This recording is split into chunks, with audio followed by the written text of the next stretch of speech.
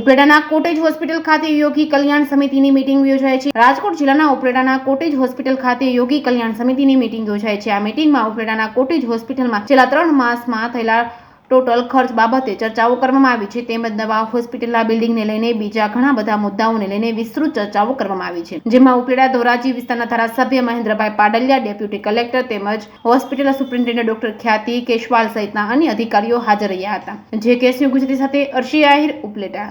Hello, હું doctor Khyati Keshwala Gareja, superintendent cottage hospital Upleta. આજે આપણે હોસ્પિટલમાં રોગી કલ્યાણ સમિતિની મીટિંગ બેઠક થઈ હતી આજે, જેમાં રિસ્પેક્ટેડ એમએલએ સાહેબ, પછી રિસ્પેક્ટેડ ડેપ્યુટી કલેક્ટર સર આવ્યા હતા અને આપણે મીટિંગમાં જે છેલ્લા 3 મહિનાનો જે ખર્ચો થયો હોય હોસ્પિટલમાં એની ચર્ચા કરેલી। પછી અમુક મુદ્દા જે હોસ્પિટલના હતા, જે આગળ આપણે પ્રપોઝ કરીએ છીએ, જે હોસ્પિટલમાં આપણે મૂકવા માગીએ છીએ એની ચર્ચા થઈ હતી અને આપણે નવા બિલ્ડિંગ જે બને છે એની ચર્ચા થઈ અને આપણો હાલ જે કાર્યરત છે એસએનસીયુ વિભાગ એના બાબતમાં આપણે આજે ચર્ચા થઈ હતી।